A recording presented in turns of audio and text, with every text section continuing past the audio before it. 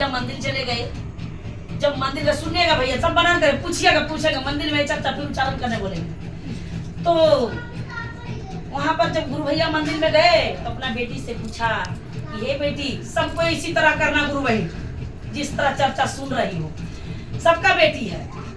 तो बेटी से पूछा, बेटी तुम क्या करना चाहती हो, ससुराल जाना चाहती हो कि नैहर में रहना चाहती हो? तो बेटी बोला, पिताजी जिस जगह पर आप बैठकर को प्रश्न कर रहे हैं वो तो भगवान ही जान रहे हैं कि मेरा अंदर कितना तकलीफ है। तो आप भी तो एक जन्मदाता ही पिता है, कर्मदाता भोलेनाथ है और जन्मदाता है आप है।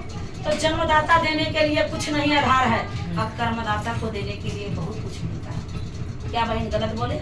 नहीं, कर्मदाता सब कुछ मिलता है, जन्मदाता कुछ नहीं। कुछ नहीं। तो बोलिए पिताजी क्या बोलने चाहते हैं? तो मैं बोला, बेटी हमारा वही प्रश्न है, बोलिए बस तुम ससुराल जाओगी कि दूसरा विवाह रचाओगी? बोले क्या करोगी? बोले नहीं पिताजी, ना तो हम विवाह रचाएंगे और ना तो हम ससुराल जाएंगे। तो बोले क्या करोगी? बोले हम नैहर में ही रहेंगे, अपना माँ बाप को सेवा करेंगे, जो ने मुझे जन्म दिया उसी को सेवा करेंगे और ससुराल नहीं जाएंगे। हमको मार दीजिए फिर भी हम ससुराल नहीं जाएंगे। पिताजी बोला, ठीक है बेटा, तुम्हें कहीं जाने का मतलब नहीं है, तुम्हें यहीं रहना, हमारे पास रहना, मगर तुम एक काम करो। बोल क्या पिताजी? बस तुम गुरु ज्ञान का दिखा लो। पूजा तो तुम क्या किया, अब पूजा तो करती हो मगर ज्ञान तुम्हारे पास नहीं है, तुम शिव गुरु को ज्ञान ले लो। लड़की बोले, पिताजी सुमरन तो करते ही हैं, गुरु को ज्ञान तो ले हुए हैं, फिर भी आपने कैसा ज्ञान? पर ज्ञान यही है बेटा, एक घी का दीपक जब तक ना निभे, एक दीपक में घी भर कर को जब तक ना निभे तब तक तुम माला को जपते रहना, यही तुम्हारा काम है।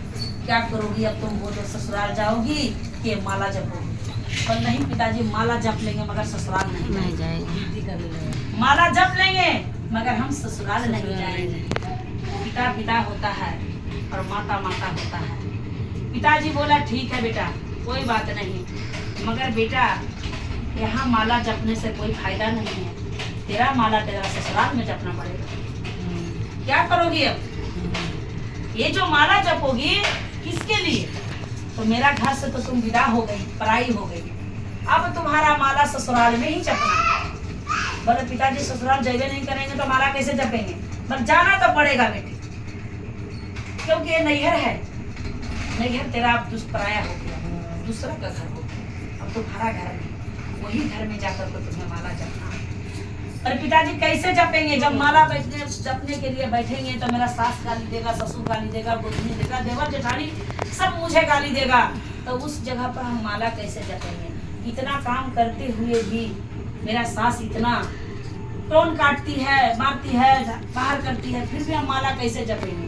बस बेटा ये तो विचार तुम ही करो, तुम शादी नहीं करोगी, ससुराल नहीं जाओगी, माला भी जपोगी और नैहर में माला भी जपना नहीं। अब बोलो, हमरा बोलना था बोल दिया, तुम्हारा काम है तुम करो। लड़की बेचारी पिताजी से सारा रात को मोहलत मांगा, किसी को हटकर को तो जवाब देना अच्छा बात नहीं है, सोचेगी तभी ना। तो सारा रात के लिए मोहलत मांगी, पिताजी रात को मोहलत दीजिए। सवेरा हुआ, सारा रात बेचारी सोचते रही, उलट पलट कर सोचते रही, भगवान क्या असमंजस में हमको डाल दिए हैं, जो हमको कोई रास्ता नहीं है। उसको पिताजी निस रात को फिर उठ कर को आया, जान रहा है कि मेरा बेटी सोई हुई थी, वो तो जगी होगी, सोच रही है कि अब करे तो क्या करे, ये तो बहुत असमंजस में फेंक दिए पिताजी। फिर पिताजी आया, बोला क्या हुआ बेटा, तुम सोई नहीं? बोले नहीं पिताजी, नींद नहीं है। पर क्या सोचते हो? बोले देखिए पिताजी, आप ही इसका उत्तर दीजिए कि करे तो क्या करे। पर देख बेटा, हम यही बोलते हैं, तुम ससुराल जाओ, नहा धोकर को अपना रसोई घर में नाश्ता जो भी बनता है, सवेरे पहर नाश्ता पानी भोजन सब बना कर को तैयार रेडी करो, अपना सब परिवार के खिला लो और नहा धोकर के फिर से कपड़ा बदल कर को भगवान को एक दिया घी देकर को माला जपने बैठ जाए। बोला मेरा सास गाली देगा तो उसका भी उपाय मिलेगा। तो क्या उपाय है पिताजी? बस दोनों कान में रुई दे के सुनाई नहीं पड़ेगा तो तुम झगड़ा नहीं करोगी, और झगड़ा नहीं करोगी तो तुम उत्तर नहीं दोगी। और उत्तर नहीं दोगी तो तुम्हारा सास चुप रहेगा। चुप रहेगा। ताली तो दोनों हाथ से बजता है, एक हाथ से नहीं। सास गाली देगा एगो तो तुम देगा दूसरी, तभी ना झगड़ा बढ़ेगा। तो तुम अपना कान में रुआ को ले लेना, और सास गाली देगी तो तुम सुनेगा नहीं। और माला को उस वक्त तुम माला जपते रहना। और रात को क्या करोगी, जब सो जाएगा